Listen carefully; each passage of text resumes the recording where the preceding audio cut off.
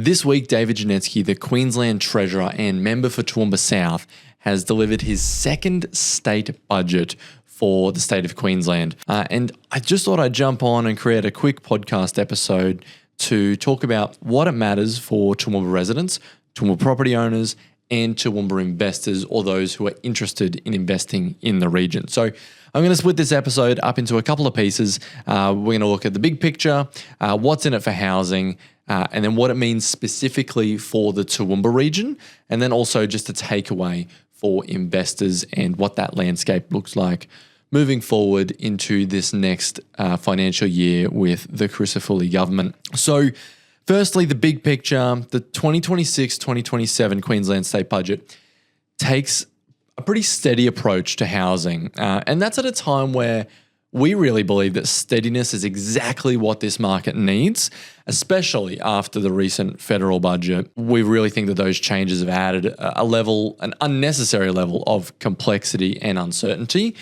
So off the back of that, the Queensland State Budget has introduced no new taxes and no withdrawal of existing relief measures. And that really matters. That really matters not just to the existing market, but also the market that we're potentially changing into, moving from that really heavily sellers-focused market where really you've been able to list a property online, you've been able to ask sometimes cheeky prices, and because of the supply and demand metrics, sellers have been able to achieve excellent, potentially above market or above value prices for properties. There's $12.3 billion allocated across housing initiatives, and this is a budget that we believe really takes the supply challenge quite seriously. And that's something in Toowoomba that we've really been begging for a long time now, because we understand those supply and demand metrics and how they've been out of whack and meant that it's been really hard to get into the market. There's no disillusionment around that. The investment for that $12.3 billion spans across new housing supply, social housing, and first home buyer support as well. Whether the funding translates into actual dwellings at the pace that Queensland really needs remains a real test for this government. So that's the big picture. Now let's get into what's in it for housing in particular. So the Residential Activation Fund has been doubled again to $1 billion. That's a billion with a B. So this is a lot of money.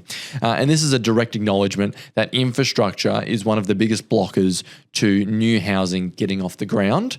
Funding continuity across the Land Activation Program, Infrastructure Activation Fund, and state facilitated developments really adds momentum into the supply pipeline. Social and community housing have received an additional $1.024 billion over the next 5 years, contributing to a record $5.7 billion program. And we really think that addresses the frontline housing needs and the homelessness and the bottom part of the market that, unfortunately, in a rising market, have suffered the most. Frontline housing and homelessness services also receive a further $450 million boost, alongside $83 million for rental assistance and $18.5 million to support the operations of the Residential Tenancies Authority. And whilst most real estate agents will probably sit here and whinge and complain about the Residential Tenancies Authority, they do provide an essential service for tenants and landlords in the marketplace. The $30,000 first homeowner grant continues, backed by $72 million over 4 years, and the $330 million boost to buy shared equity program also carries on. Both target the deposit hurdle, which remains one of the biggest barriers, we believe, to first home buyers entering the market. One gap that is worth noting is the first homeowner grant still only applies to new builds only. In regional markets like Toowoomba, where we are, where new supply is limited, extending the grant to established homes really would reflect more how buyers are actually entering the market here than applying it to new builds, because we just don't have that land supply. So it's a downstream flow-on effect. You know, we don't have the land supply, and as such, we're not developing the land fast enough. And then with rising construction costs continuing to go up, it's just too expensive to get into the market for a first homeowner without taking on a substantial amount of debt. So that's what it means for housing in general across all of Queensland. But I thought we'd get really specific and talk about what it means for the Toowoomba region. So, and this is where the budget gets really quite real for us. So the new Toowoomba Hospital development that if you've been to Toowoomba, you've seen the tower cranes over on that old Bailey Henderson site. It remains fully funded as part of the Christopher Lee government's hospital rescue plan. And this is a significant piece of infrastructure for our region and a long-term signal of confidence in Toowoomba's growth trajectory, because we really are the feeder to everything west of Toowoomba. So instead of people coming to Brisbane for their medical appointments, they will be able to have most of that service in Toowoomba, which is just incredible. And the local economy will feel the benefit of that for years to come. We always say that growth follows infrastructure. And I tell you what, this is a significant piece of infrastructure for our region. And I do certainly believe personally that we wouldn't have achieved that without David Crisafulli and David Janetzki working together, and David Janetzki specifically being our local member.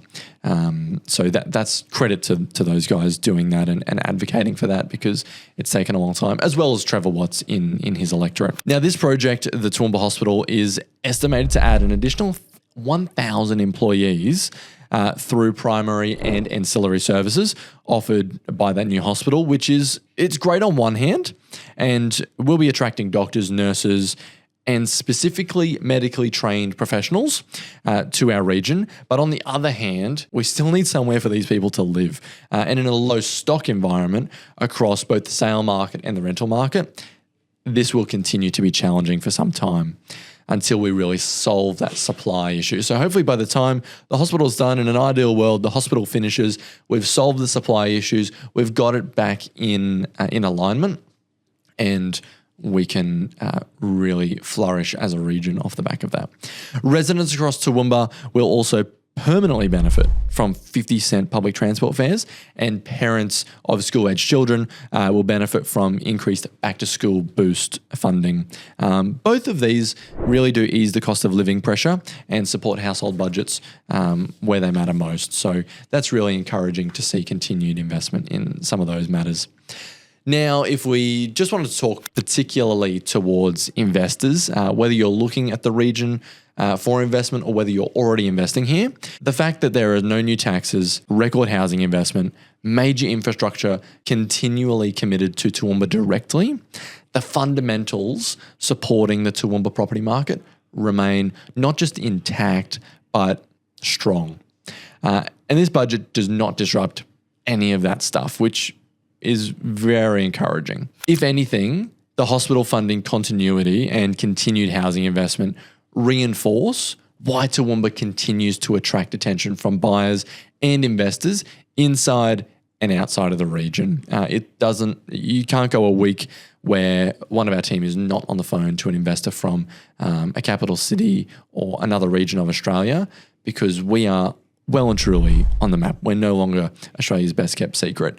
And you can still get in at an affordable price, maintain a reasonable investment yield, and benefit from great capital growth off the back of continued infrastructure and development in our region. And we're just a great place to live. I think this budget, if we were to summarize it, it's a steady hand, it's solid foundations, and the work of converting that investment into real supply still lies ahead, but that's okay. I think that we are well poised and well positioned for the future in Toowoomba, which is just great. Now, if this podcast, if our blog article on our website where we've broken this down in a written form is of interest to you, it's piqued your interest, you want to talk to our team about it, we'd love to chat to you all about the 2026-27 state budget announcements and what that means for you and your property plans. So feel free to reach out. We'd love to have a chat and see how we can help you accelerate your property plans and bring some more investment into Toowoomba, because we just love this place and